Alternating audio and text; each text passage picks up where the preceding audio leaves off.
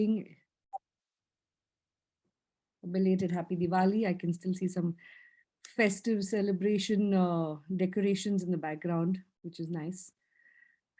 Um, okay, so quick word in the chat box about your general state of being at the moment, which will help me also.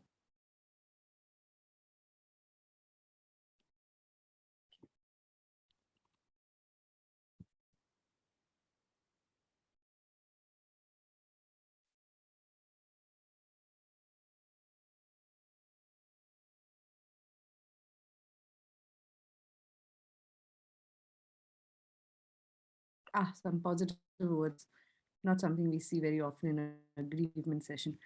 Okay, so we'll just do a welcome back.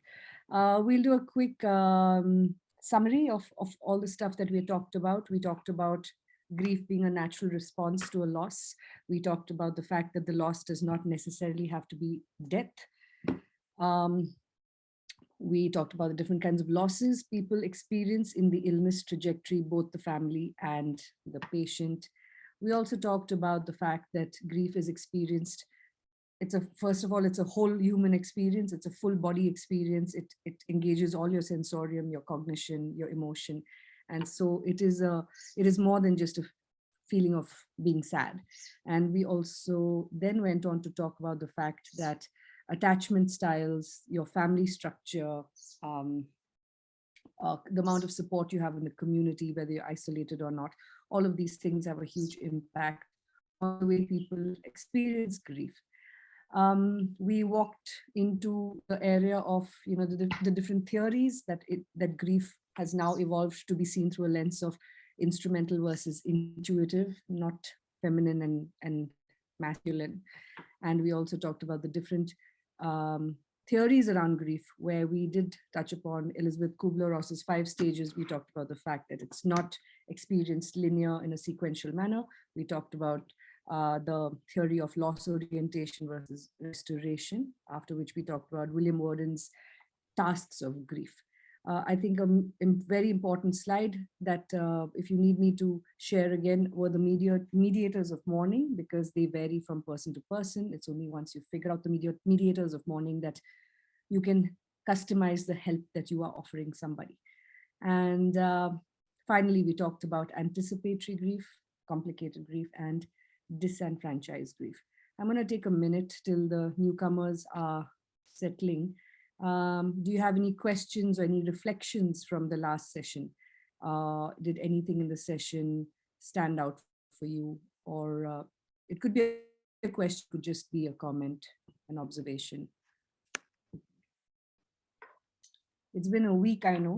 So when we first absorb particular information and then let it sit for a while, maybe something else emerges.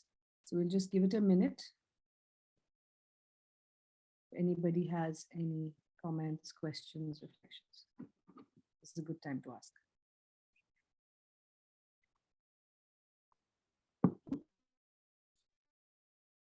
You can unmute and speak if you like, or use the chat box.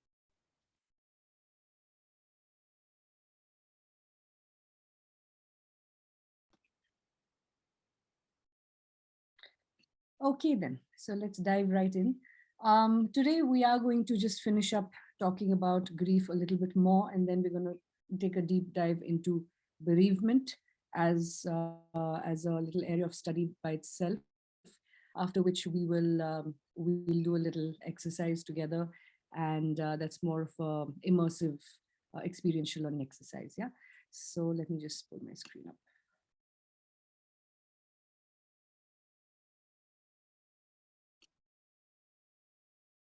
Some more clarification. Sorry, did that just come in? 3, 4, 1. Mr. Joshi, would you let me stop sharing then? Some more clarifications in dealing with grief. So how do we deal with grief in terms of supporting people? Yeah. Okay. So I'll come to that in a minute.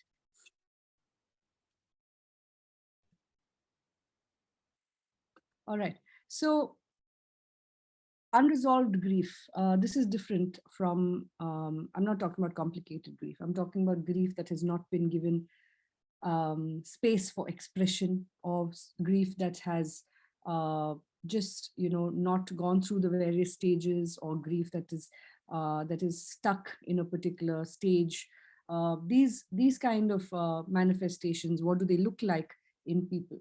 One, serious disease of psychosomatic origins. Now, like I've said I think elsewhere, that psychosomatic conditions are very debated around the world. Psychosomatic conditions basically are conditions that have no visible or obvious biological basis for the disease. They seem to be just coming from nowhere. So somebody might say, I have so much pain. And chronic pain actually is one of those conditions that very often goes untreated, because the medical fraternity might believe that there's no reason this person should be in pain. There is no injury, there is no knotting of the muscles, there's nothing that can cause this kind of pain, but the person is living with that kind of pain on a day-to-day basis. So chronic pain is also very difficult, because a lot of the times it is seen as a psychosomatic condition. So psychosomatic, so the word itself tells you that it has some psychological basis of a physical manifestation. And again, there are some doctors here, so very often these symptoms are not taken seriously, because there seems to be no visible reason for this symptom to emerge. And so the person who is experiencing this symptom is also suffering a lot more, because firstly, nobody believes them. And sometimes you will hear people say, oh, it's all in your head. And or they're doing it for attention, or they're doing it because, I don't know, there's various reasons that people come up, but they do not believe that actually is a real thing. Okay, but there are many serious diseases of psychosomatic origins that can be experienced. Anyone want to hazard a guess? What are some of the I talked about one, chronic pain.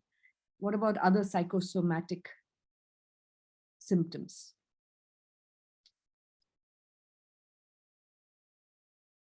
What could be other psychosomatic symptoms?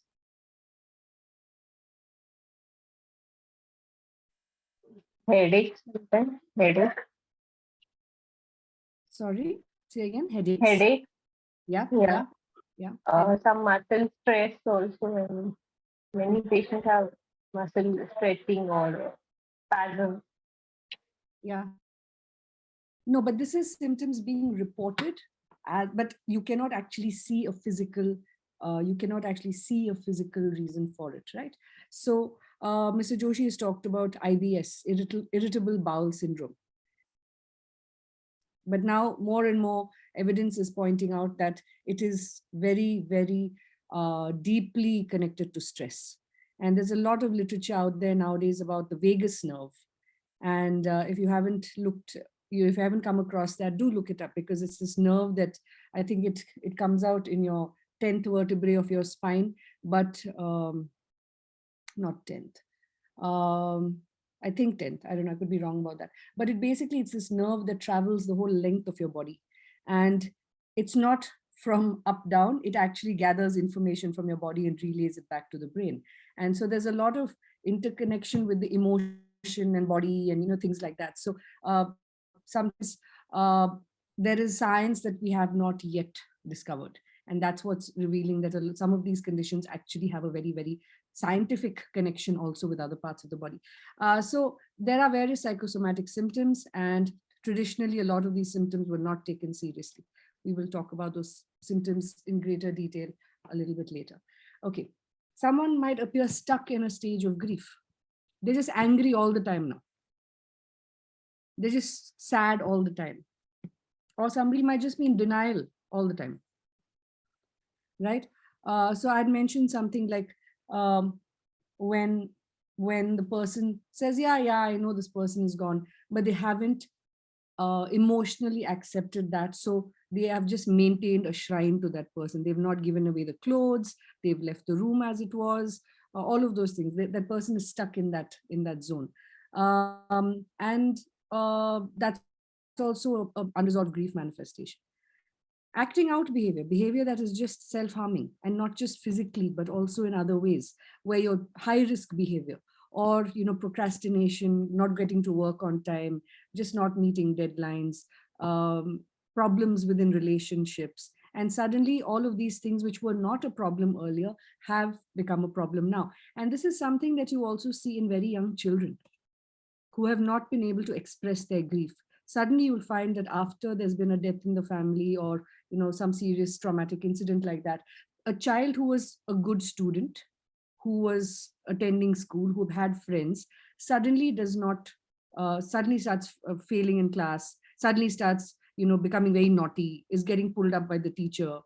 So that could be a manifestation of unresolved grief as well, especially because we're going to talk about grief in children in a bit, but especially because in a lot of our cultures, we exclude children from grief. We don't want them to feel pain. So in a way of trying to protect them, what we end up doing is we completely cut them off from the experience of grief. And that is not always healthy for the child. And so that results in self-sabotaging behavior in terms of, like, some children might just start bunking school, they might run with a crowd that is not good for them, so on and so forth. Suicidal ideation or attempts, in severe cases you will find this.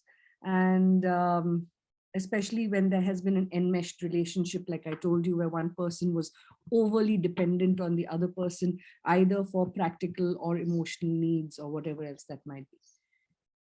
Okay, and a marked alteration in the style of living. This could be, not bathing for days, hygiene changes. It could be just, something that they used to do. If they were like, they had a routine earlier, now they're just chaotic.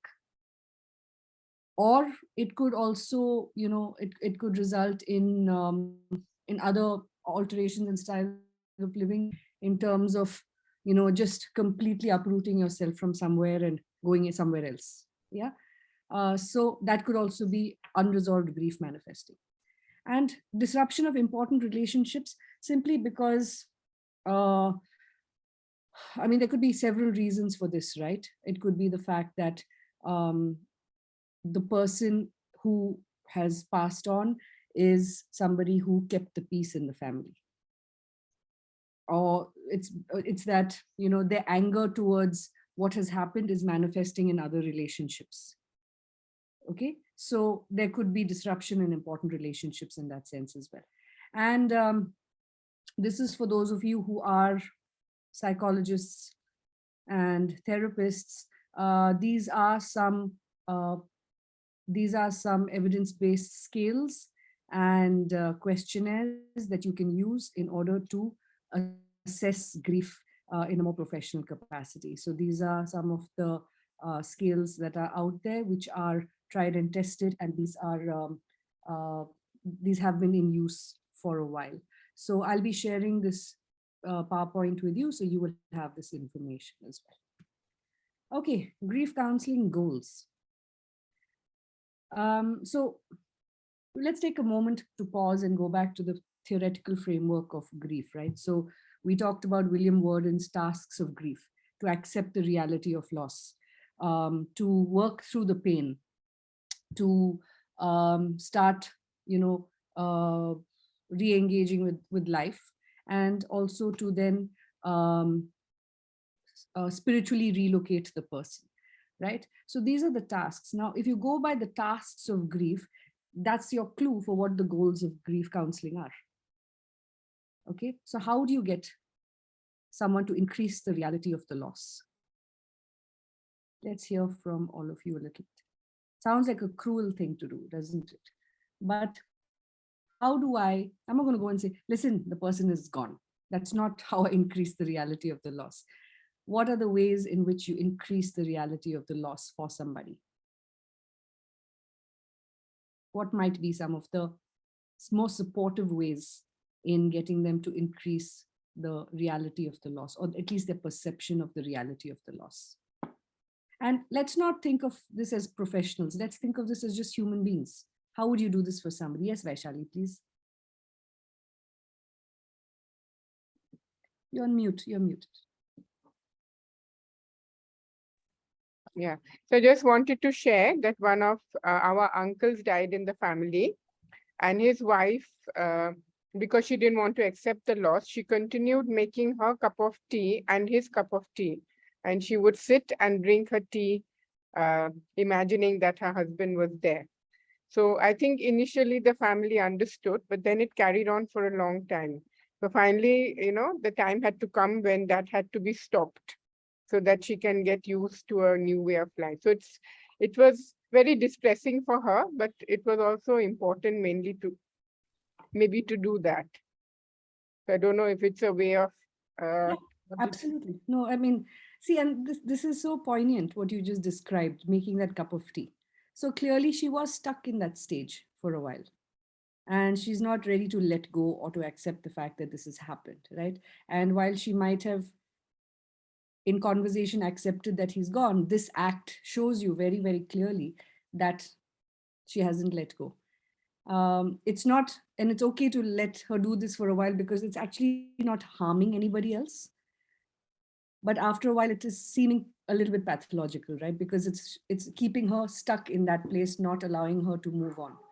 So there again, I think, that spiritual relocation. Okay, he's not here, but where is he now? He's everywhere, so those kind of things. I see something in the chat box. One sec. Engage in other activities, listen to them, encourage the person to talk about the person they lost. Yes, encourage the person to talk about the person they lost. Um, Engaging in other activities is a good thing as well, but it could be just a um, superficial distraction sometimes, because you're looking at actually helping them accept the reality of a loss in a deeper way, right? So, for example, encouraging them to maybe donate the clothes to charity. Yeah, that could be one way of saying that, why don't you make room in the cupboard? Visiting places they used to go together, seeing pictures, remembering things they made together in the past. Yes, these could also be ways. Okay, but again, we are reminiscing more than helping them move on. So letting go or accepting the reality of the loss, uh, it's different for different people. It's not easy, but sometimes also recounting, okay, what happened on that day? What were the things that happened on the day that the person died? You can't describe that day without actually acknowledging that it happened. So different ways of doing it, but one of the, and again, I'm not going to get into it too much. You can also look at, there is information available online about William Warden's theories and the work that goes into actually making that reality a more acceptable thing for the person. So there is literature for that. Um, Letting them grieve with talk, tears, laughter, fulfilling their wishes. Yes. Okay. Absolutely. Um, so that's one of the goals of counseling for grief. The second thing is to help the bereaved deal with both the experienced and the latent effect. To help the bereaved deal with both the experienced and the latent effect. What does this mean? Experienced is, for example, all the secondary losses that they are going through, all of the stuff that is quite visible. It's quite real. It's all the stuff that they're experiencing as a direct result of the death. But there's stuff that's going on in them that they may not express. So a lot of people, we are conditioned to say the right things when somebody dies. May they rest in peace. Yeah, what a great loss to the family. All of that. Those are things that, yes, it was a great loss to the family. This was a breadwinner of the family who's gone, etc. But what is the latent experience of the loss? This is where we talked about the mediators of mourning, where you ask the person, yes, but what does this loss mean to you as a person? Okay. So stuff like, how has this loss impacted your sense of self? That's the latent stuff, the stuff that doesn't come out very easily. I'm feeling lost. I'm feeling helpless. I don't know how to handle, XYZ things. So the latent as well as the experienced. Now, so I don't know if I'm making myself clear. There is stuff that is obvious and there is stuff that is not obvious. And you have to work with both. And, grief is not an easy thing to sit with somebody through. And very often we ourselves are uncomfortable with it. And we just want the conversation to be over. And at the end of the day, we want the other person to tell us, thanks for coming and sitting with me. That was really helpful. And we feel like, okay, I've done my bit. So we don't have to have this conversation again. Also be very mindful of your own responses. If you are going through something, that may not be the right time for you to be sitting with somebody who's going through something this difficult. And also please be mindful of not projecting your experience on them. This is how I felt when my father died. You must be feeling like that. No, that person could hate their father, but they've never had the chance to experience it. Or to say it rather, not experience. They haven't had the chance to express that. So be very mindful of, don't say stuff like, I know how you feel, so you can be open with me. Because by saying, I know how you feel, you are actually creating a barrier. They're not going to tell you how they feel because you already know now, then why should I explain to you? So saying, I know how you feel, so you can be open with me is actually counterproductive. Don't say that. Okay. Okay. To help the bereaved overcome impediments to readjustment. To help the bereaved overcome impediments to readjustment. This is a long-term goal in grief counseling. It's not something that you can do immediately after the death, because you will know what these impediments are only further down the line. You are not going to know it the next day. You are not going to know it a week from then, because the day after the person has died, the emotions are volatile. Everything is like very acute. A week after, the person is still busy with prayers, with funeral, with just getting used to the whole thing having happened. It's only when the person goes back into that zone of starting to go back home and doing things by themselves, where earlier they had somebody else, like a caregiver who has spent her entire last 10 years looking after somebody, she suddenly has a whole lot of time. Okay, so what are the impediments to readjustment? Impediments to readjustment, again, case to case.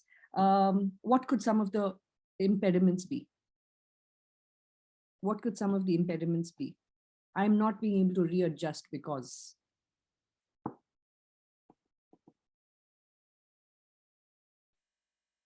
I'll give you one example and then let's, follow through on that.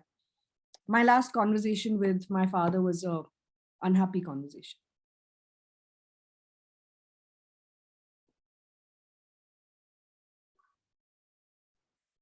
We were angry with each other. It's an impediment to me readjusting because I'm stuck. I wish I had said something else. So given that as an example, how would you help that person?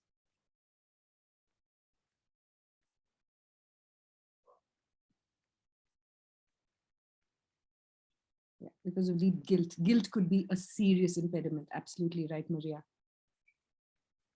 What are some of the other impediments?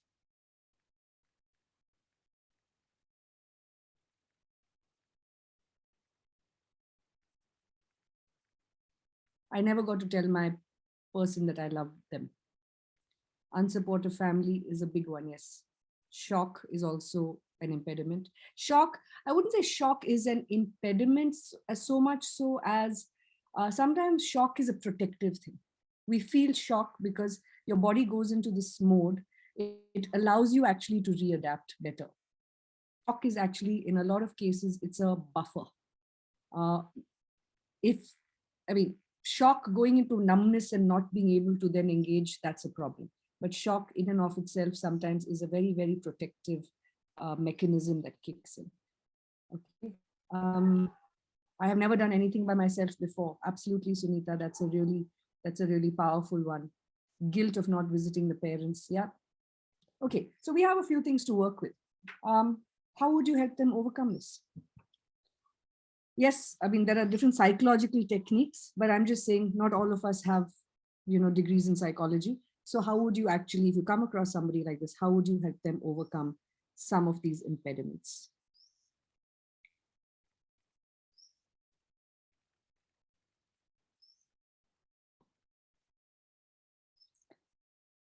Listen to them. Yes.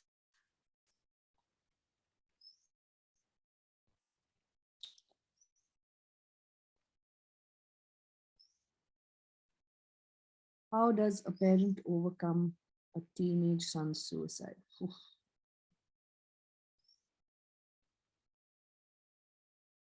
I don't know. I don't know. It depends also. It's, well, I don't know if it's about overcoming, but I think in situations like that, it's also about making peace with it. Not really, I mean, I don't think you can ever heal from something like that. But empty chair if you were in their place. Yeah. So empty chair technique is a commonly used gestalt technique. An empty chair allows you to actually say, so you have two chairs. One is the empty chair, and you say, okay, here's your father sitting in front of you right now. Let's pretend he's here. What would you say to him in this moment? Okay. And I'm Samir, I'm completely trivializing this whole very intense, profound exercise. So please feel free to unmute and also speak up if you want. But generally what it looks like is I say, here's your father, say what you want to say to him. And very often it's difficult, because you're pretending, but then slowly people, they do open up, and can be an extremely cathartic experience. You take it another level and say, okay, what is your father saying? Imagine now you are the father and the empty chair is where you're sitting. What do you think your father would have said back to you in this moment? So you're not just getting the person to open up and say what they want to say. Sometimes you're also getting them to close the loop. Okay. And there's more meta and meta versions of it, but in a small sort of framework, that's what the empty chair is. We encourage them to say what they may not have said, affirm the quality of conversation. So the empty chair is just one technique, but see, Vaishali and Sami are also using the ultimate goal is the same, right? To get them to say what they had to say, because just getting it off your chest sometimes itself is very meaningful. You can get them to write a letter to that person. You can get them to do a ritual of letting go of some sort. Okay. So there are various ways in which you can do this. It doesn't have to just be an empty chair thing. Affirm the quality of conversation that goes on while reaching out to the grieved. Yes, absolutely. Fulfill the wishes of the deceased person. Difficult one. If it's within if it's within their capacity, yes. Okay. Sometimes the wishes of the person might be quite outrageous, but which makes me feel even worse. Oh God, I can't even fulfill his last few wishes. But so try and then, break it down into small achievable goals, perhaps. Your father wanted this to be done. Okay, how can we eventually get there? Maybe that's a, way to break it down. Offer to walk them. Most people feel lonely after the final rituals are over. Absolutely. Okay, fine, great. What a sensitive set of answers. So also I would say go back to one very fundamental thing. Get them to name the impediment. What is stopping you? Most people have not articulated it. And the problem with just unfettered sharing is that the person will ramble on and on and on and on, right? But if you need to come in and ask these very specific there are questions, but they're little guiding nudges in a conversation, which will steer the conversation in these ways. So again, what I would recommend very highly at that point is to go back to your mediators of mourning. What has this person's death meant to you? What is difficult for you now on a day-to-day basis that earlier you did not have to think about? Where are you struggling the most? Is there a relationship that you're struggling with at the moment? Has anything in your lifestyle changed? So those are your questions. The mediators of mourning in themselves will give you the way forward in a conversation. But please remember, don't use it like a checklist. So you have to work it quite skillfully into the conversation, because every one of those mediators of mourning is going to give you a whole lot of information about the person to work with. You also need time to process it. You also need to think of the genogram. You need to think of the eco map. Where is this person right now with all of these other things? Where is the support in the community? It can't be you resolving the problem. Please remember, we are not here to fix other people. We're here to support them to find their way. And if sometimes there is somebody who can do it better than us, reach out for that person. It could be a social worker in their community. It could be a neighbor. It could be another parent who has lost a child to suicide. It could be many other things. Yeah. So reach out. It's not on you to fix it. Please look for the support systems, look at the genogram, look at the eco map, and then that will also help you frame the question. And that, in my opinion, is what uh, it's not, it's very thought through questions, not questions, but conversations. It's purposeful conversations. Just getting somebody to open up is not helpful in a lot of in a lot of these situations. You have to have a purpose. Now, if you're starting a conversation with somebody, in your mind, have that, okay, by the end of this hour, I should be able to at least have a sense of XYZ. You have to set goals for yourself in a conversation, because just, unfettered, like I said, unfettered rambling conversation may not actually be very useful. Okay. All right. Coming back to this. And to help the bereaved overcome impediments, and to encourage the bereaved to make healthy emotional withdrawal from the deceased and reinvest energy into other relationships. This is your final task. So if you see the grief counseling goals, they are loosely based, not loosely, but they're quite deliberately based on the tasks of grief. Okay, what does grief help us experience, and what are my goals as somebody who's trying to help them? Now, healthy emotional withdrawal may not be something that this person is ready to do even a year later. It's okay. It's all right. Our goal is not that by 2 months from now, this person is just going to be a whole new person. They're going to re-engage with life. That's not the goal. It's a very slow process, and all of these might happen parallelly. The reality of the loss, as it increases, the latent effect starts coming out. Then we start identifying impediments to adjustment. Those impediments might increase the reality of loss some more. And those impediments are things that will increase the reality of the loss. I cannot do I can't do the repairs at home. Why not? Because he's not here. So the impediments will also increase the reality. And eventually working through these three will lead you to a point, hopefully, where you can then encourage them to make a healthy emotional withdrawal. So please remember that this is again not sequential. This is stuff that is happening parallelly. And every session you have with this person might throw open another avenue for you to explore together.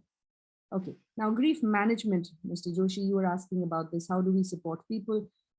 First of all, let's allow them sufficient time to grieve. This is not a race. Okay, give them sufficient time to grieve. And like I said, our goal is not that by session 6, they should be like halfway to healing.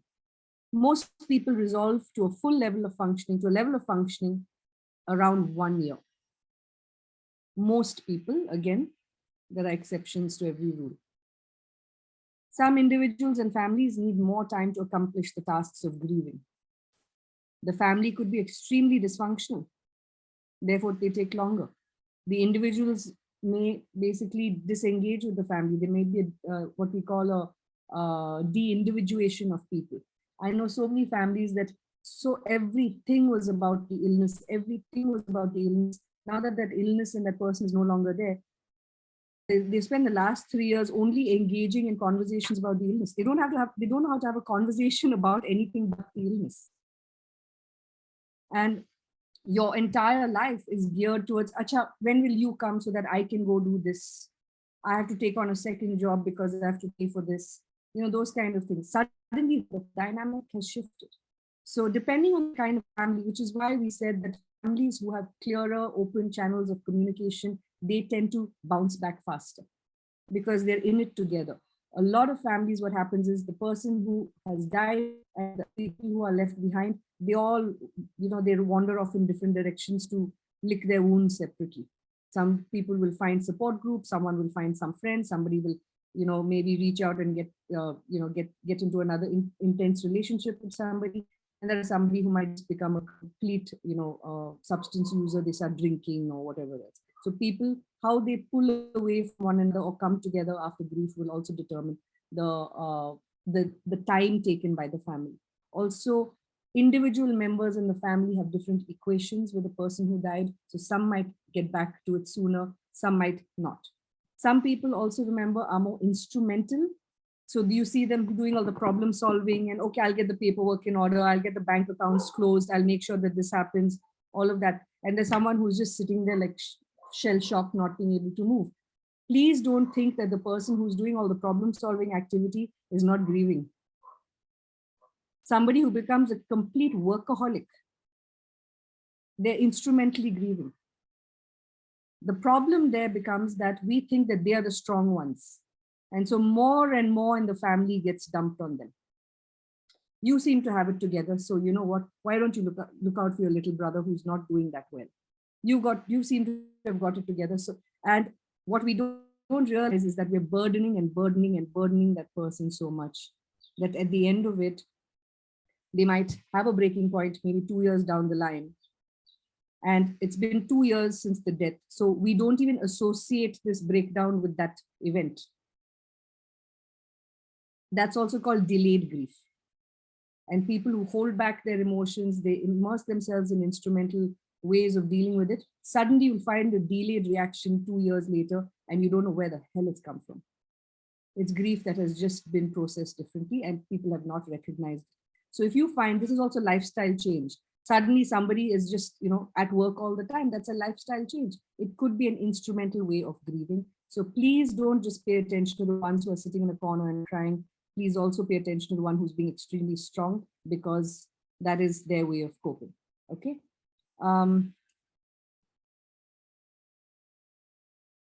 Advocate for sufficient time off. Okay, this is something all of us have to do together.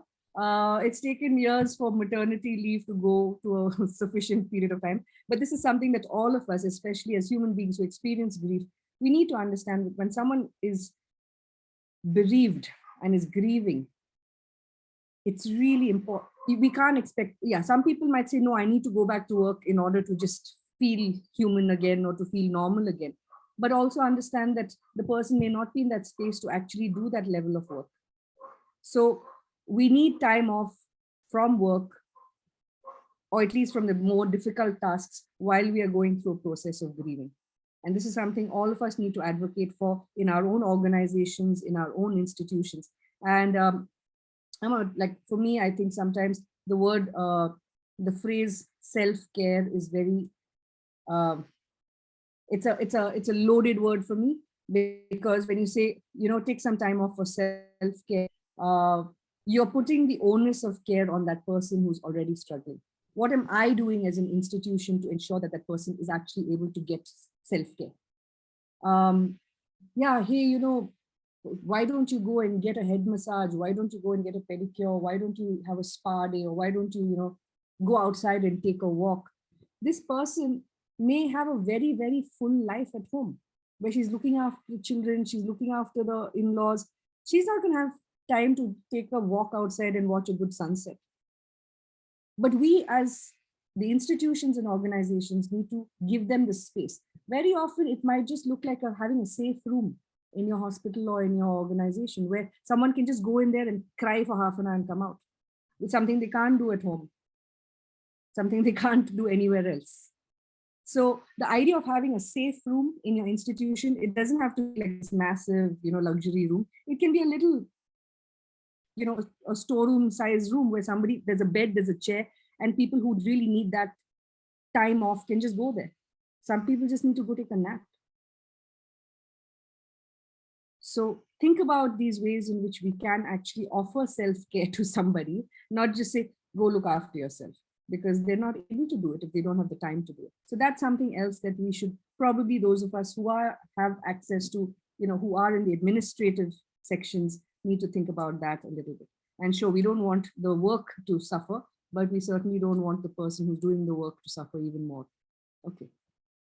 Discuss the fact that grief spikes continue for life through events, holidays, and anniversary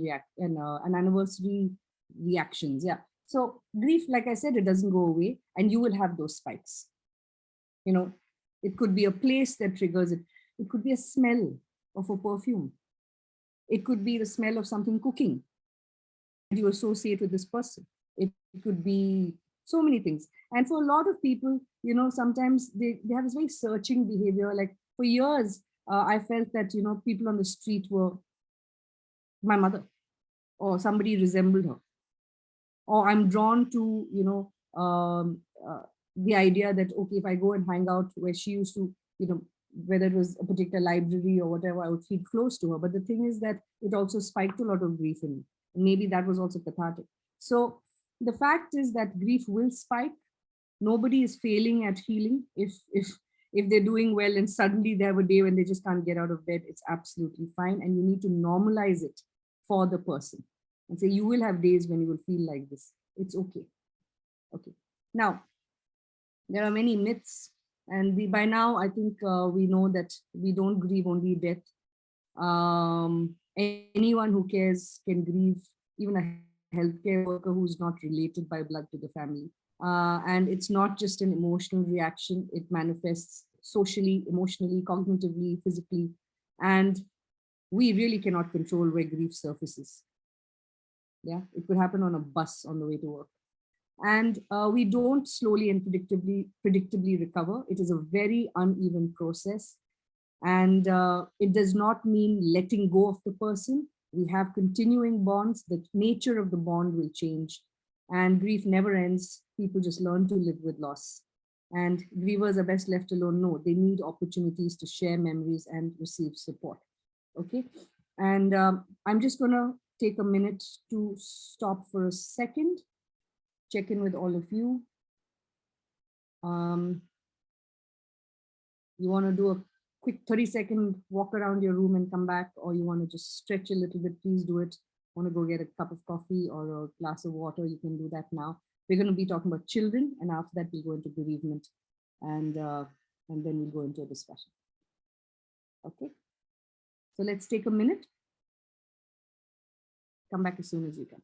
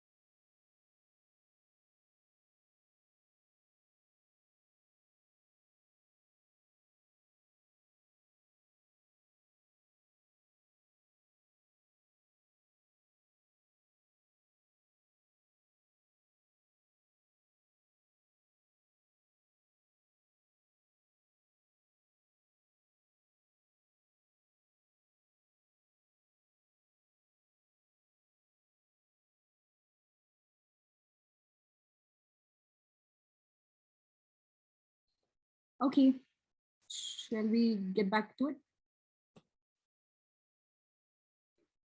Okay, so now we're just going to spend a little bit of time on children. It's a whole, it's a vast subject area. We're not going to get into it, but it is one of the more poorly understood areas of grief, and simply because we think children don't, feel things the way adults do. So very quickly, let's first of all talk about the myths and misconceptions about children and grief. What are some of the misconceptions about grief and children? What are some of the misconceptions? Please feel free to use the chat box or unmute. What are some of the things you keep hearing about children which you know is actually not true? They will forget easily. Yeah. Children are always happy. They will not understand the loss.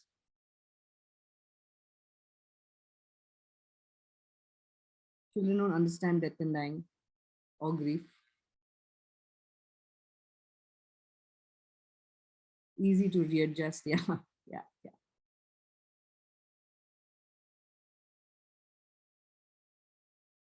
Children can be distracted, yes.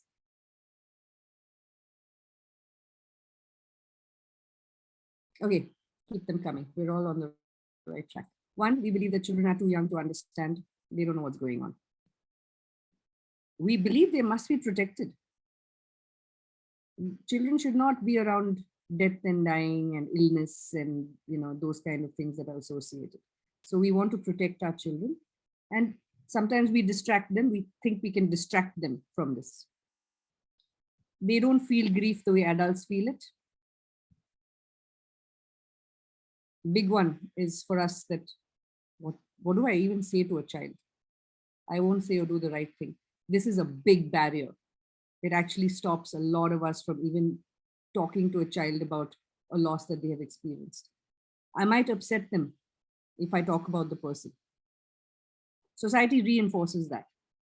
Don't even mention the father's name, okay? Because suddenly then child is having a decent day, then child will get upset. Get rid of reminders.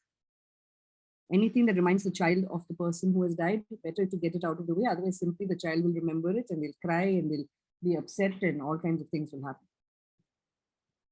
If they're not expressing grief, they're not grieving. Bacha khush hai. So if he's not crying, if he's not depressed, then why should we simply rock the boat? Don't fix what is not broken. The reality, of course, we all know is very different. Children, first of all, understand a lot more than adults realize. They are able to articulate it in different ways. That's all. And all children experience loss. They need to learn to cope. You cannot protect a child from loss. And here's the thing. I'm going to stop sharing for a second. If the child does not learn how to deal with loss, that becomes a unhealthy coping mechanism for the rest of this child's life. If I don't know how to handle loss, if I'm not taught how to not face it and go, but at least now, what happens when, for example, if a child's pet dies? What's the tendency? Get him a new pet. Yeah? What does the child learn from this experience? What has the child learned from this experience? So, yeah, he's distracted by the new pet. He's happy he's got a new pet. What are we actually telling the child? Is there a message there that this child is internalizing?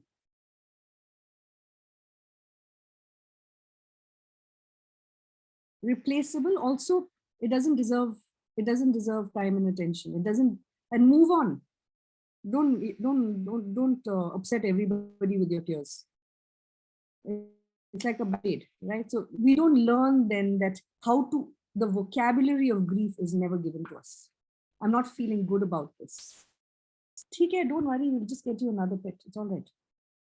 So the child tries to say something, the conversation is closed. So the child learns that it is not safe to talk about grief and loss. And they don't ever talk about it in a way that is healthy. Okay. And so that's very important that the vocabulary of grief, it's something that has to be normalized for the child. That it's okay to come and sit with me and say, today I'm not feeling too good. I'm missing her today. I'm missing this person today. Okay. So think about what some of the most reflex knee-jerk reactions are to statements like that by a child. Think about it. You won't have to reach very far. You've heard these statements coming from a lot of people. Don't worry, everything will be all right. Nothing is all right now. So you have actually invalidated my reality for me by saying, don't worry, everything is okay. Okay. And very, very unhealthy for the child to grow up like that. Okay, next. They feel it in their own way. A child may not feel grief the way an adult does, simply because their secondary losses are different from a grown-up's. What a grown-up has lost versus what a child has lost are slightly different. The grown-up may have lost a confidant. The grown-up may have lost a functioning member in the family. The grown-up is thinking of finances and all of those things. The child is also feeling it in their own way. Perhaps this is the person who used to come across and make them laugh or make jokes with them, or the one who used to sit down when someone else scolded this child. Maybe this is the person who would come and sit with the child and comfort them. So their loss is of a different quality also. If you are scared to go and talk to a child, please know that there are no correct answers, only honest ones. There are only honest ones. Now, this is a tough one. It's a very tough one, because next question, how can we be honest with a child? What is the boundary? And there are beautiful examples that I've read where, uh, and language is it's very tricky with children of different age groups. So those of you who are familiar with developmental psychology know that, your frontal cortex is like forming over a period of time. So in the early ages, a child takes a word quite literally. They don't understand metaphors. They don't understand abstract concepts. So if you use a word, they will only know that word for what it literally means. So if you say, okay, what happened to grandma? She went to sleep. She's gone to sleep. She's not going to wake up. That is what this child understands. Child may develop a fear of, suddenly the child is having nightmares, not sleeping properly, all of those things. A very interesting one I heard was, where is grandma? God has taken her. Why? Because God loves her so much. I don't want God to love anyone else in my family. Metaphors and those kind of things are lost on children, okay, who are of very young age. That's a metaphor that you can use with an older child, a 12, 13, 14-year-old. You cannot say that to a 6-year-old and not expect them to take it absolutely literally. Okay, it works for an imaginative child to say, yeah, this person is a star in the sky. Great, it helps for some time, because in the night this child will look up and say, okay, that's my star, I'll go talk to it or whatever. After, the child needs more honest answers. So again, a lot of literature out there, but please know that the child's developmental stage is very important. You cannot talk to a young child with stuff that you're meaning as a metaphor, but they are seeing it as a literal sort of translation. Okay, so developmental stages are something for us to consider. Again, for those of you who are interested, there's a lot of literature out there about developmental stages, and as well as grief in children. Okay. They are already upset. So if you are scared that you will upset them, and therefore you don't talk about it, please know that the child is already upset.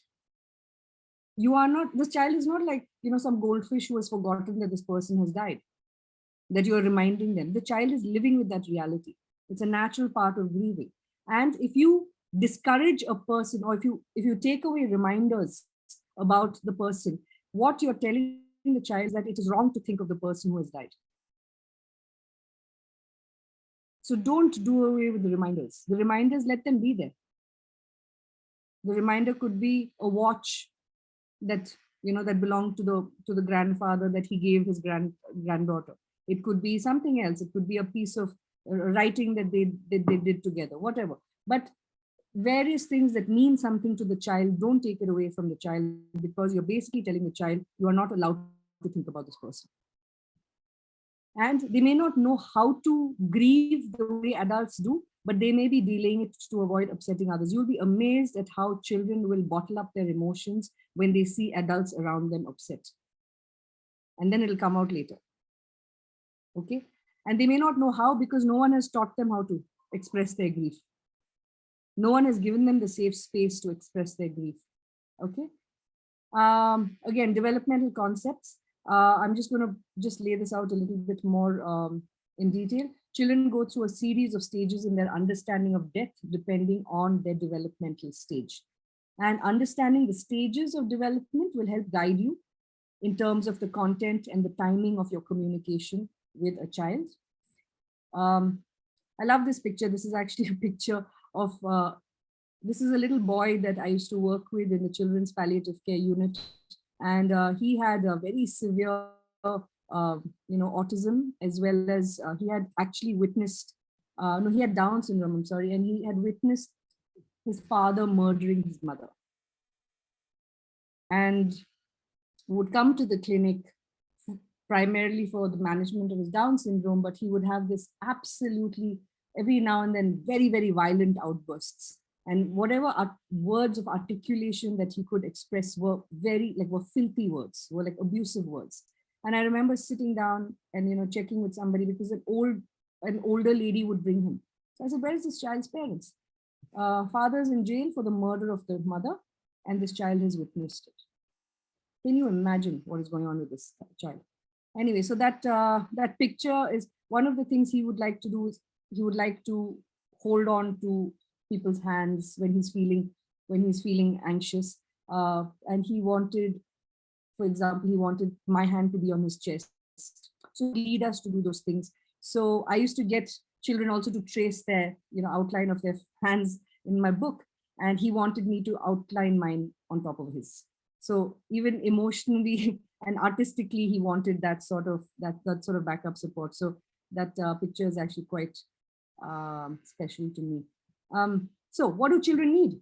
They need information, like adults also. They need reassurance and they need to express their feelings. Let's keep it simple. Children need information, reassurance, and the safe space to express their feelings. How do we do this? This looks like a complicated algorithm. It's not. It's very, very simple. There are 3 things we need to remember about children. Okay, look at the green boxes. Children will try to create order out of chaos. Children will try to create order out of chaos. And when information is withheld from children, they will fill the gaps in their understanding with their own version of reality, made up of fantasy and half-truth, which can be even more damaging. Children are very imaginative. So if they are not given honest information, they will use their imagination to complete the information they have. And sometimes it is much worse than reality. So what do? Find out what the child understands and believes about death and loss, or about that particular, what has happened with this person. What do you think happened? And they will tell you. That's when you find the gap between reality and what they think is the reality. And then you close that gap. Okay? A child will have an innate sense of egocentricity. This means every child thinks that they are the center of the universe, not in an egotistical way. It's because they are their own biggest frame of reference. I'll give you, if I ask you to tell me what are the directions from your house to the nearest bus stop, or maybe to the nearest mall. If you're giving directions to another adult, right, you will say, come to this point, take left, go right, go straight. You ask a child to give you directions, they will come at it from their own personal experience of it, right? When I step out of the house, Mama and I, we go towards where that tree is, where that dog always stops. And then, this is where I used to go and get my sweets. So a child is thinking from their perspective. That also means that if something bad happens around the child thinks that they are somehow responsible for it. That is the egocentricity a child has. It is not selfish. It is just the nature of things. It had something to do with me. I did something not, so now this is my punishment. They are not able to go beyond that because their brain just doesn't function like that. So what happens when a child has an innate sense of egocentricity? Children connect all events to themselves. They may believe they are somehow linked to them or even cause them. They will blame their thoughts and actions, leading to guilt, self-blame, self-punishment, and anger. So how do you do this? Explore what the event or loss means to the child. Reassure them that it is not their fault that something bad has happened. So understand from them what they understand, what it means to them to have lost this person. Okay. The third characteristic of the child is nearly all children, at some level or the other, have a fear of abandonment that emerges when there is a death around them. And illness and death of a family member threatens a child's sense of safety, leading to a fear of separation, abandonment, and loss of security. You will find them asking questions now like, so are you going to die next? Are you also sick? That is them asking you, are you also going to leave me? Okay, so the action point is find out exactly what their fear is in their own words, and then reassure them of the things that will remain stable. There's something called landscape questions. The child will ask you a landscape question, like, who's going to take me to school? It's like such a selfish question, no?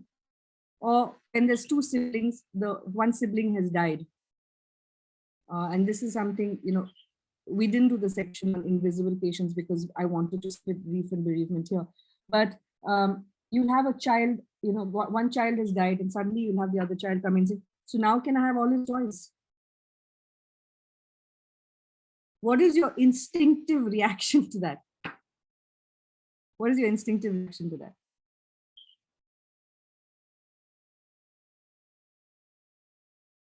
What a selfish thought. How insensitive. What a, in shock. Yeah. What is the child really saying? Can I have your attention now? Please remember that the sick child would have been the one getting all the attention all the time. What the child is saying to you is, can I have your attention now? Okay. So think of it, children will come at it in different ways, and it takes practice, but this is how they will come and express themselves to you. Okay. All right.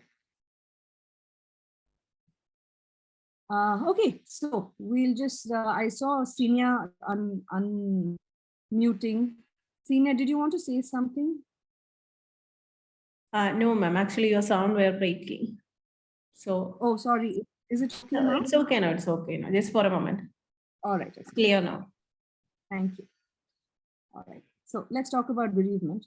Bereavement is a period of intense suffering. It's the acute period after a loss.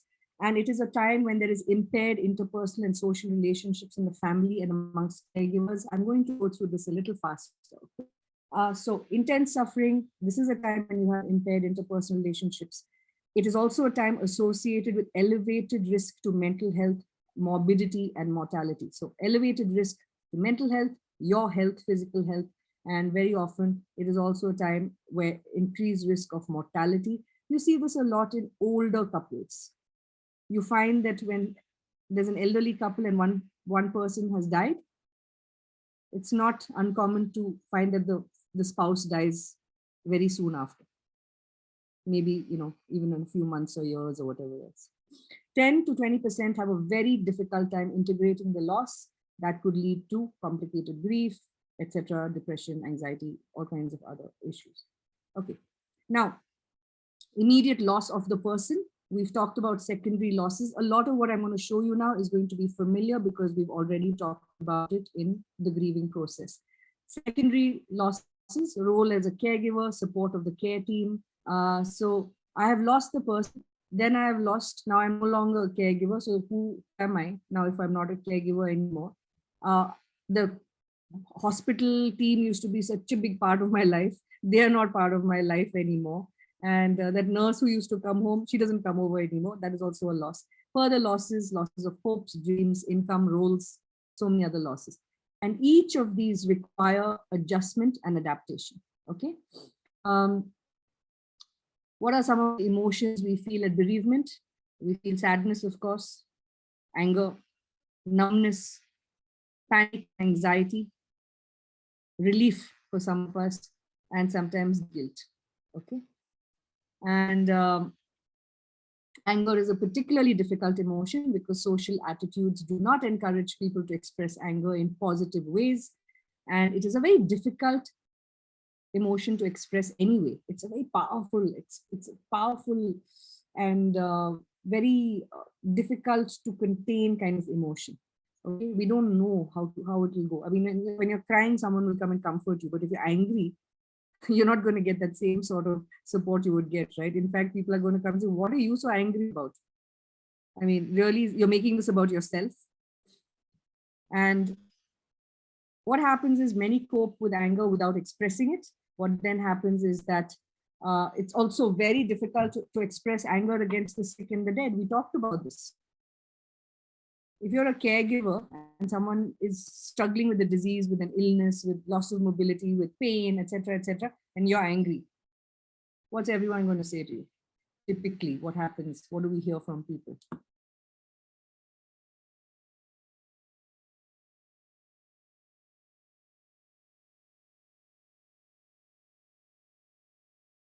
What are some of the things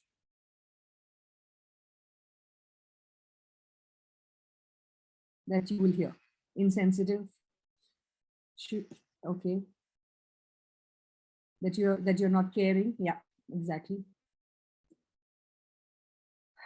You don't have a reason. I mean, look at what this person is going through. Look at their suffering. At least you can walk around. Your health is intact. I mean, why you make it like? How can you even be like that? Yeah, so we shut it down amongst caregivers a lot, and anger is a particularly different. Yeah, people just tell you to keep calm, not understanding where that anger is coming from. Yeah, I'm at a loss being useful. Absolutely. Okay, so these are some of the reactions people have to when you express anger towards somebody who is unwell or who has died. And unexpressed anger does not go away. It will manifest somewhere, and it usually manifests in many different ways. You feeling hurt, holding a silent grudge, feeling even more guilty that, why am I feeling angry? I'm such a horrible person. It might come out in other ways where you have overreactions or irrational explosive outbursts in other places outside your caregiving circle. At work, suddenly you're shouting at your team member. So it's coming out on the house helper. Suddenly the dal is too salty. The shopkeeper is bargaining with you too much. So it comes out in other irrational excessive outbursts, which is not natural for you, but this is where it's coming out. So be mindful of where it's coming out. Impaired social functioning, you just don't want to meet people anymore. You're just, you find people irritating and annoying. You're not able to really sit down and have a meaningful conversation with somebody. You withdraw from social situations. Anger turned inwards can be aggression, or anger can also become apathy. You don't care about anything anymore. It can also show up as low self-esteem. Okay, so these are just some of the common ways in which anger can manifest. And so it is very, very important that if somebody is, has cause to be angry in a caregiving situation, or even as a patient, then we need to give them this. I mean, we're talking about bereavement now, but so if a caregiver has cause to be angry, they have to be given a safe space to express their anger. Otherwise, all kinds of things go wrong for them. And some of the protective factors in bereavement. Now, suppose you're, engaging with somebody who's recently bereaved. Do they have secure relationships amongst their family and community? This is a good thing. Do they have healthy coping styles, which include their own personality traits and previous experience? Again, we're coming back to the mediators of mourning. What have they experienced loss before? How did they cope with that loss? Was it in a healthy way? Was it in an unhealthy way? If they have healthy coping styles, that is a very, very powerful protective factor. Social support, of course, is a good one. I mean, it's an obvious one. Do they have the ability to communicate? Are they able to communicate with the person who's with the people around them? Or are they the ones who are told to be quiet? They use like the first ranking member in the family who usually doesn't get to say a word. Do they have the vocabulary to express grief? If not, can we teach it to them? Okay, so communication is not just the language, it's also the vocabulary of grief. That do they have it? Where you can then, because if you know the mediators of mourning, intuitive and instrumental kinds of grieving, I mean, that can guide you to, get that response from them. Appropriate and timely healthcare response. Did they get healthcare response when they needed it? Because trust me, a lot of people, bereavement becomes very difficult when they feel that they do not get the right kind of healthcare services that the person needed. Okay, and when you're providing bereavement support, please, your aim is to identify and support coping strategies. So look for the positives, look for what their support systems and coping strategies are, and encourage it. Identify and reduce risk factors. Is there a history of substance abuse? Is there a history of, not talking to other members in the family? Are they already isolated? Is nobody in their family, letting them have a voice? I mean, I don't mean to be very stereotypical, but stereotypes exist for a reason. The daughter-in-law in the family usually is not going to speak up in a bigger family, get together. Does she get to express what it was like for her to be a caregiver to her in-laws? And how do we provide her that safe space? Identify and facilitate protective factors, the factors that I just told you about. Look for those factors and facilitate it, and establish a channel for future support. Reassure them that you are there, and ensure that the channel of support that you're opening is not hard on you either. So don't say, call me anytime. You don't want them to call you anytime. I'm available on these days of the week between this time and this time if you need to talk. I'm talking about you as a professional care provider, yeah? If you're a friend or a family friend, or even a member of the family, you can establish a channel. Hey, listen, I know this is difficult for you. So if you ever feel like getting out of the house, why don't you text me? We'll go out for a cup of coffee or something. Those kind of channels of support can also be established. And there are different stages of providing bereavement support. First is, this is again from a professional caregiving point, right at the time when the family comes to you, when the person is still alive. Okay, you are already assessing them to see what are the coping strategies, who's talking to whom, what is the genogram, what is the eco map, who's the one who's not talking too much, what is the role that each of these members in the family are taking up. Therefore, if this person who is the patient, once this patient dies, what is the impact that's going to happen on the rest? So this is a constant process of assessment. Imminent death, you know that this person is about to die. You have to quickly check in and see how is the family coping at the moment. I'll tell you about that in a little bit more detail. What happens on the day of death, 2 weeks after the death, and 1 month after the death. So these are typically the 5 stages of bereavement support, at which point these are important times when you're checking in on certain things. What are those certain things you're checking in on? Firstly, assess the caregiver's risk of complicated grief right at the beginning. What is the nature of the relationship with the person that they're caring for? Is there an elevated risk of self-harm or current high levels of psychosocial distress in the caregiver? Should we bring in someone who's able to support them more fully? Provide information and psychoeducation. Now, your psychoeducation needs to focus on preparing the caregiver for the typical role of supporting a relative or friend. This is not going to be an easy journey for all of you. Okay, and typically what we see is, we try and prepare the caregiver for what's okay, and we say that, okay, you have our support. This is how often the team will engage with you. And while we take care of these things, these are some of the things that you might need to think about and prepare for, in terms of, not just the physical care of the person, but also listen. When it gets tough, you have to remember to step away from time to time, get somebody else to come in and, take over duties for a bit. So prepare them right from the start. Outline palliative care and external services available. What does palliative care mean and where can they access it? Assist the primary caregiver to support their relative, such as symptom management and psychosocial support. I'll tell you how do you wash the hair of somebody who is bedbound? So these are some of the practical tips that a palliative care team can give. How do you manage oral care? How do you do skin, dry skin care? How do you prevent bed sores? These are very, very important skills to impart. And that's where the palliative care team comes in. And this is what we do for the caregiver. And information on death and bereavement only if it is absolutely appropriate, not right off the bat. And self-care strategies for the primary caregiver. Okay, so like I said, to tell them it's okay for you to take time off from time to time, because society tells us caregivers have to be on duty all the time. We need to tell them it's okay to take time off and don't feel guilty about it. Now, imminent death, when you know that death is imminent, you need to provide information, discuss regarding death decisions, and for those at risk of complicated grief, provide more comprehensive support. I'm coming at this from a palliative care team's perspective. Okay. So not all of you, this would not be appropriate for all of you, but this is what we typically do in a palliative care setting, where we prepare the family to let them know that, listen, the time is close. And when that is, when that information becomes obvious, and it's given to them, see how their reaction is, who is ready, who is not ready, who is acting, who is still in shock. Provide practical information such as signs of death. You will hear that the breathing will change.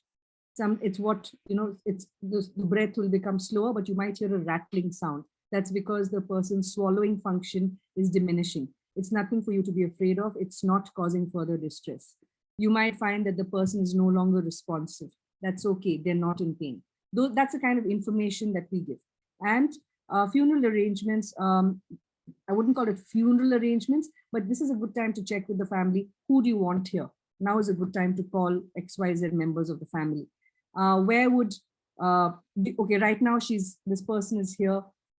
If you want them to be at home, if it's possible, then would you like to take this person home now, or are you okay to have them here? And we'll take care of things here. Who is to be notified in terms of also just not just family members, but also do we need an address?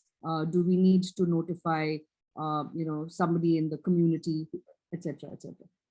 At the time of death, please assess the level of trauma of the family. Provide information. Again, you find that information is very important. And if there is an elevated risk of self-harm, please look for a specialist. Now, the bereaved, connect them with a social support system who the bereaved trust. It could be, their friends or their neighbors or work colleagues.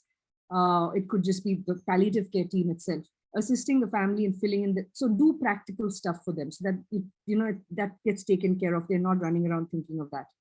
And at least one palliative care team member should be with the family until they leave the hospital premises. So it could be the social worker, it could be the nurse, it could be any one of us. A medical person connected to the care of the deceased ideally should be available in case the family members have questions. Okay, how did this happen today? Was this expected? Was there pain? Those kind of things. So that's important. And 2 weeks after the death, typically an informal telephone follow-up, a home visit if possible. We ask about, how did the ceremony go? What were some of the rituals you did? How are the other family members doing? Then you also, check functionality and level of engagement in terms of, have you gotten back to work? Are you, do you have help to, cook for the children? Are you doing all that stuff yourself? Very sweetly, and this is a great thing to do, share a positive memory or ask them to tell you about the person who has died. I remember when I was looking after your mom, she was so kind to me because she would always ask me whether I've eaten. That's a positive memory. As a professional, I will say that. As a relative or as a friend, you can say something much more personal, right? If you are a complete newcomer to this equation, you can say, I wish I had known your father better. Tell me something about your father. Get them to share something. So, it's you're also telling them that you're here to listen to these stories. Offer specific practical assistance that you can follow through on. Don't offer stuff that you're not going to be able to do. Okay. Bring up any other concerns they may have shared with you earlier and ask how things are on that front. So only if it's appropriate. So they might have said earlier, my brother has just left all this caregiving to me. And, simply he'll call me once in a while from this other city. He'll tell me what to do. But at the end of it, I'm only doing everything. How are things with your brother now? Okay. And finally, a month after, follow-up phone call. And also this is where we're looking to, give them further information about community resources. Why 1 month later? Because this is where the dust has truly settled. The relatives have come and gone. The puja is almost over. The ceremony is almost over. Now is when the person is experiencing life without that person who has died. Now, explore physical health issues, insomnia, appetite changes. Who are you talking to these days? Yeah, are you back at work? Have you been going to your, have those ladies from the book club been calling you? What's going on? Ask landscape questions around plans to return to work. When do you think you're going to get back to work? Have you been thinking about it? What are they currently struggling with? Is it roles? Is it finances? Is it relationships? This is your secondary mediators of mourning. Don't shy away from addressing the deceased by name. In fact, please mention the person. Very important. Okay. And finally, this is the last slide, and then we'll take a quick break to interact a little bit. Do's and don'ts. A lot of us struggle with what to say, what not to say when we come across somebody who has experienced bereavement. Like I said, don't say, call me if you need anything. It puts unnecessary pressure on the bereaved. As it is, I'm going through so much. Now I have to think about what I need you for.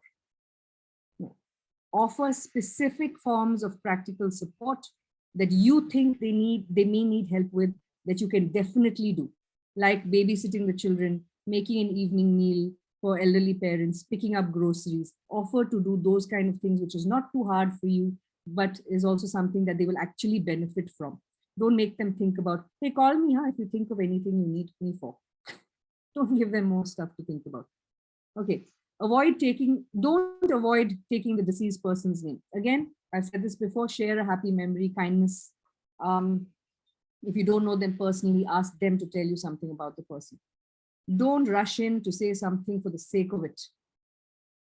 Everything's, it's, at least this person is not suffering anymore. Don't say that. That's not what the person might need to hear. It's okay to sit in silence with somebody. Do you mind if I just come sit with you? Silence is very powerful. Don't say he or she is in a better place or it was God's will. This is typically what we usually say. But instead, how about we say, it must be so hard for you to lose this person. I'm sorry that you're going through such a hard time. Okay. Please don't compare or tell your own story. Now, pandemic time, yeah, I lost somebody. Yeah, but what about Mr. Varghese down the road? Yeah, 3 people in his family died.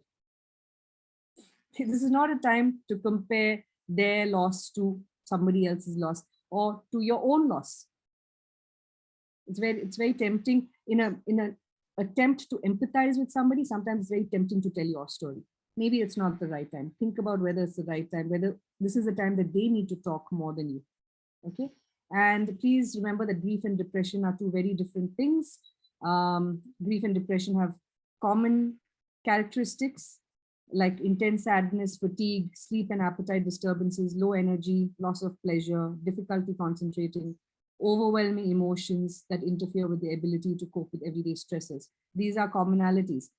But the difference is that through grief, one usually stays connected to others.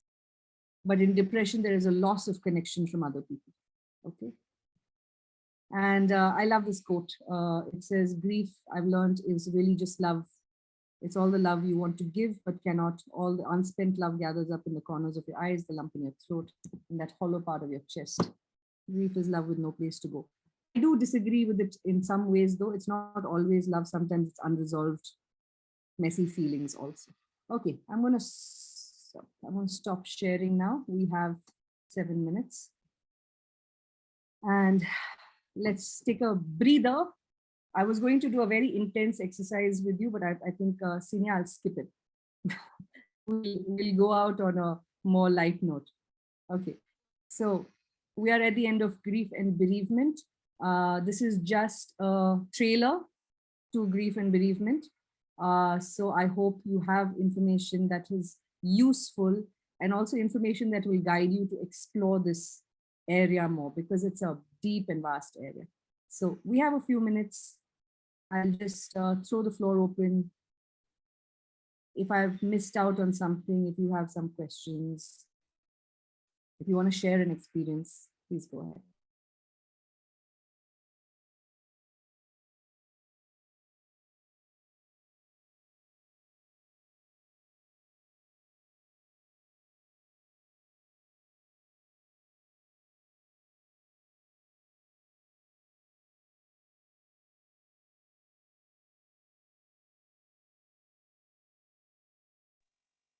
Hello, ma'am. I just want to share my experience. Like, first of all, thanks a lot because most of things are like we learn so much and it is more of useful in our own lives also. Like I'm the caregiver for my in-laws, and there are some things which I feel that we should, I mean, in our own life also we should adapt that things. Like you said, I mean, there are territories or their own autonomy we should preserve. For example, simple things like the old people want some, like my father-in-law, if I say, it's just a personal experience, but he's always very keen on water to be filled in the house. So we always feel, "Arey, why he's doing like that?" But I understand the meaning of it. That is one thing. And about our patients also, we had one patient, a young couple who were in relationship for 8 years, and then his father diagnosed with the cancer, so they married, and within 6 months of it he diagnosis with the cancer, with the metastatic disease, and he died within 1 year. So they were with us as a palliative team, and the last three admissions were in the respite care where I work. So after the patient was in denial till the end, and the same projection was there with the wife, the caregiver. So she was not ready to accept because the patient was also in denial with so many counseling.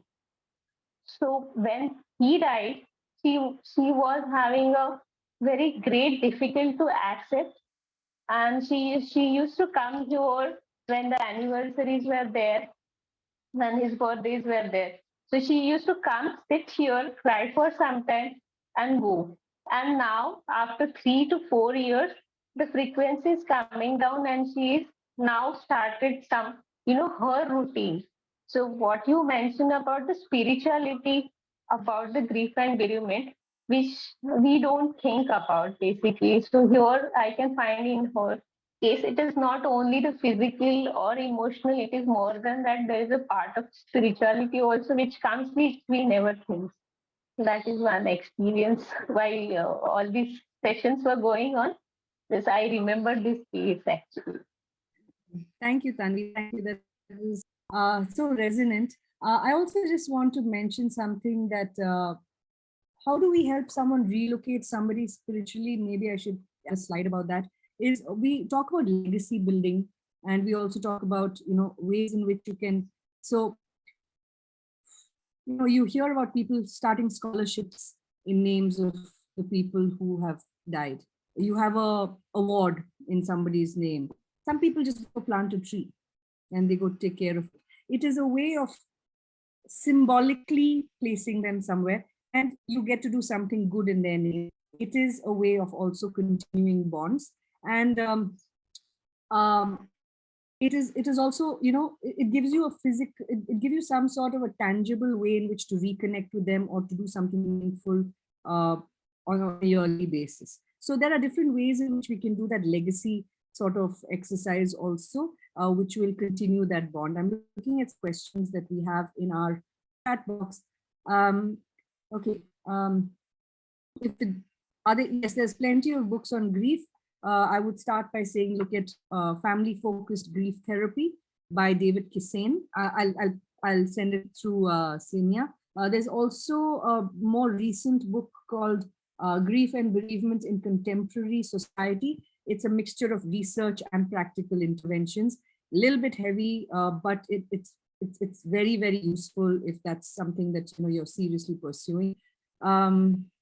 Any book by Elizabeth Kubler-Ross is beautifully insightful. And okay, if the grieving period extends beyond a year, what should we do? Okay, grief, like Tanvi has just shown us, it can last 3-4 years. It's fine. But what I would ask you to look out for is it interfering with their daily life? Okay, is it stopping them from going back to work? Is it stopping them from engaging with other people? Is it stopping?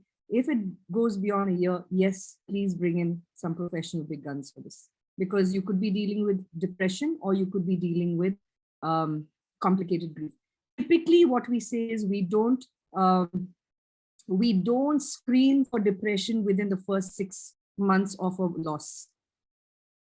We don't typically screen for depression within the first 6 months of loss because it is very difficult. The person is still in acute grieving phase. Okay. But beyond 6 months, I would say if it's still debilitating, you need to think about complicated grief. If it goes beyond a year, definitely check for something else. Samir, you wanted to say something? Yeah. So I actually had a patient, like a 14-year-old child who passed away yesterday, and so two things I was, sort of thinking, processing. One is I was there when it happened, when he sort of collapsed in the ICU, and everything was done to manage the pain. Morphine, fentanyl, everything was given, and but I could see that the child was in distress, uh, uh, and one thing I was wondering, like, was there more that I could do? So, and yeah, so that's one, and I noticed myself going around, going from one sister, one nurse to another, doctor to another, to uh, get something done for this child, and there was nothing that I can sort of hold on to, like, sort of. And so psychologically, in that sort of uh, dying time, because it just happened so quickly, if there's something more that could have been done, and that's something that I was wondering. And in retrospect, and we knew that this time was going to come, like, it was a relapse case of ALL, and we knew that, we had also done the counseling of the mother, 40% chances, and so but then at some level that denial was there even in me, that this time may not come. So but then, so if more things could have been done to, like, sit with and prepare the child, and uh, even though some preparation with mother was done, but then, yeah, I would like your comments on that. And So, well, thank you for sharing that. I'm very sorry that this is so fresh and raw for you also. mm-hmm. Always harder with children, I think. And I find it difficult with children, but I also find it very difficult with people my own age. So, so I those have been my struggles. I've also learned, Samir, that now after 22 years of this, it takes a long time to arrive at that point. Also, that there are situations where you can't do anything more. You just can't. You have done your best, and it might seem like, no, there's something I'm missing. There's something I could have done. There's something I could have done. We only work with the tools that we have. We only work with the information that we have, and there is no doubt in my mind that you with that you're what you're doing now, or your decision to do something now, is the best decision in this particular context. I don't think anyone is holding back from doing their best in situations like this. Think of it as a caregiver who's related to the family. The guilt that we're talking about, that family caregivers go through, we as healthcare providers also go through that guilt. What would you say to a caregiver at a point like this? Yeah, you could have done a lot more, but you didn't. But anyway, here we are. You wouldn't say that. You would say you've done your best. So I would say extend that. It seems, I don't want to be philosophical about it, but it is actually something that we need to cultivate, where we say, I could not have possibly done anything more than this. With the resources, the circumstances, my training with my team, this is what we could have done, and this is what we did.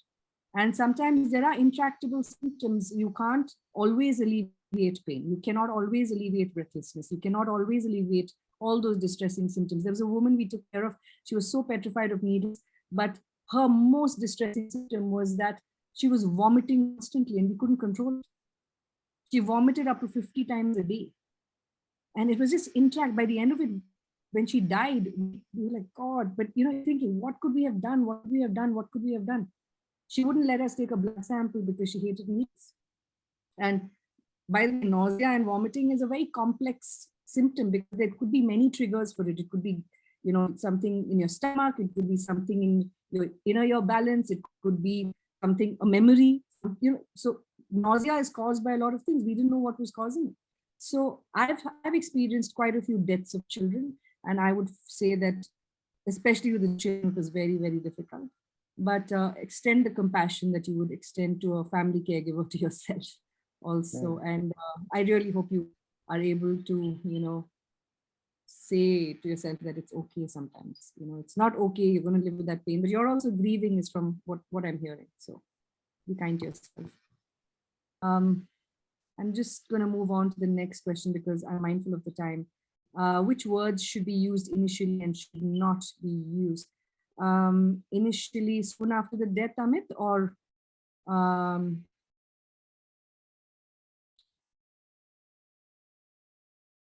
I would say it's just appropriate to context.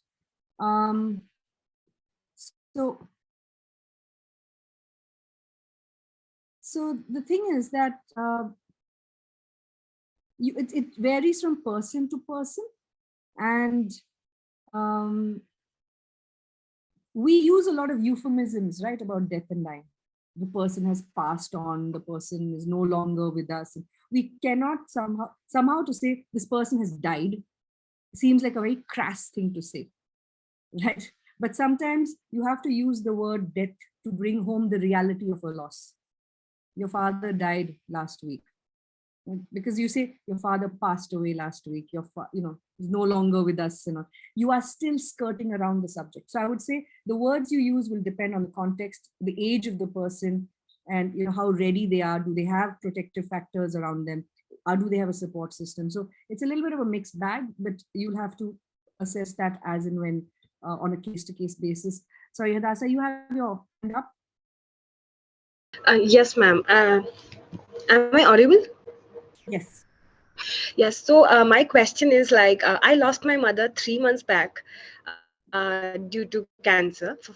And the thing is, like, I expected my grief to be expressed in a very much more like, in a very external way, let's say. And it has happened. It is a personal experience for me because I am the eldest daughter. So I have a sister who's 10 years younger, and I have a father who's not very well, let's say. So let's say I am being the stronger one here. So I'm managing things. And the thing was that I thought I would be completely broken, or there will be an external reaction to the grief. But it's been 3 months. I have cried. As I know that I have not cried, or I have not shared that I miss my mother. I have a very safe circle of psychology karne wale friends, and they've been there to support me. But my fear is like, what if it is like it's not actually expressed, and one day it just like bursts out, and I don't know how to like deal with it back after that, like, because I have always had delayed reactions to a lot of sad things in my life.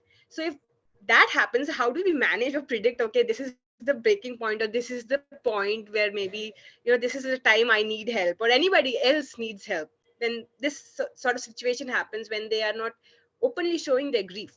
So how do we manage that, or how do we like create a environment, let's say, where the outburst is not that bad, let's say? Yeah, we help them slowly grieve in such a way that it is not very extreme at one point. So I'm hearing several things here. First of all, I'm so sorry for your loss. I'm so sorry that you're sitting here in this class and we're having this conversation. What I'm hearing from you is that you have a tremendous amount of insight. So I could see you actually. I noticed you nodding quite vigorously at certain sections of today's session. The fact that you're thinking about it in itself is a protective factor. Okay. You seem to have that, sort of, you're tuned into yourself. There is no right or wrong way to grieve. You may not ever have that outburst. It does not mean that your intensity of your grief is any less. And I just, I don't think, I mean, if that's a release, that's one thing. But to me, it doesn't seem like grief has to come out like that. you might be grieving your mother in small, intense ways every single day. It also sounds to me that you have this role in your family, which you are living up to. I hope someone is there to nurture you like you're nurturing your sister and your dad, because looking after your inner at this point is important. So if you have a safe space of friends where you can do that, where someone is looking after you, nurture that space, because you can't look after everybody all the time. Okay, so, and that doesn't mean you have to look after yourself. Somebody also has to look after you once in a while, whether it's in the form of a hug or whatever else. So thank you for sharing something so personal. Don't expect it to be one way or the other. It'll happen as it happens. It sounds to me that you're already grieving, and it'll happen the way it does. Also, I'll also get your email address so we can have a longer conversation at some point. Yeah, thank you. Okay. Sorry, Sinia, don't shout at me. We're just going to go through the questions quickly. Please go on. All right. I know people have to also leave. How to deal with patients who are grief-stricken about their illness? Like we would if they're grief-stricken about sin, that acknowledge that it is a loss. It is something intense that they're going through. Acknowledge that it is okay to grieve. That we have this toxic positivity around us.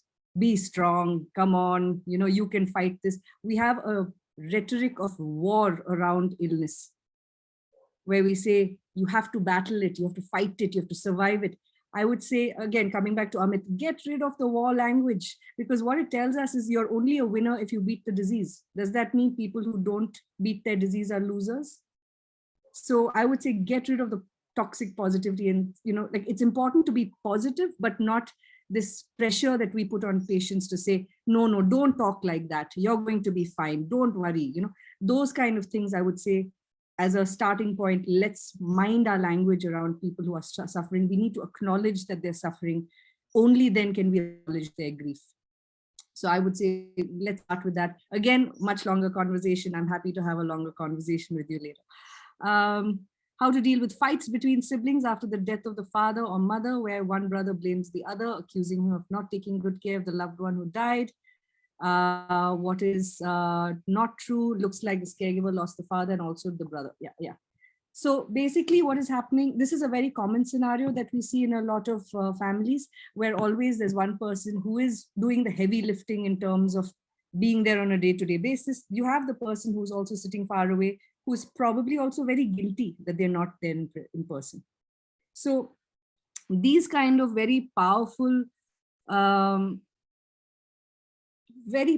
explosive sort of emotions, in my experience, are also rooted in some sort of guilt, or in some sort of, this is not something that has emerged now. This is a long-standing family dynamic. This kind of dysfunction really becomes ugly when there has been these kind of dynamics in the past in smaller and smaller ways. So I don't think that it's got to do with the death.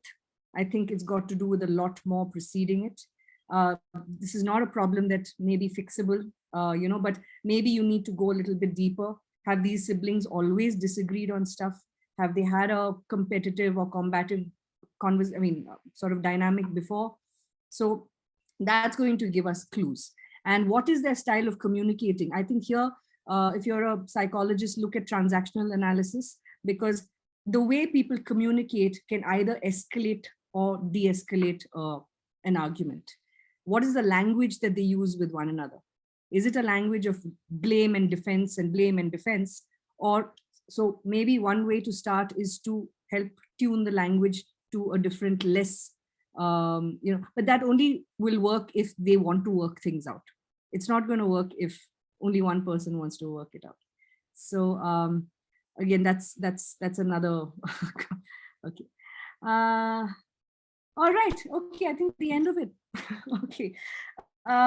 So if you have any questions, and these are very important questions that all of you are asking, please do write to me. I am happy to take this conversation further with all of you. And take good care of yourselves. Those of you who are grieving right now, don't be too hard on yourselves. And I won't say things will be okay, but we learn to live with the losses. and surround yourself with people who can nurture you. Yeah. Okay. Thank you, and take good care. Senior, please share my email address. Yes, And ma'am. I'll share it in the WhatsApp group. all right. Okay. All right. Thank We'll you share all. If Sorry. there are any other questions, any burning questions left with you, you can ask her now. I'm okay to stay, but I think we've kept people here long enough. Okay. Thank you, ma'am. Thanks a lot for this long, wonderful session. Thank you all for joining us and with a lot of questions, doubts, and comments. Thank you so much. I think we have only one session left with us, that is on end of life care of Dr. M.R. Rajagopal on Friday. I'm requesting all to present. It will be another wonderful session going to happen. So requesting all of your presence on that session too. Thank you all. We'll see you on the next session. The feedback link is shared in your WhatsApp group. Thank you all. Be well.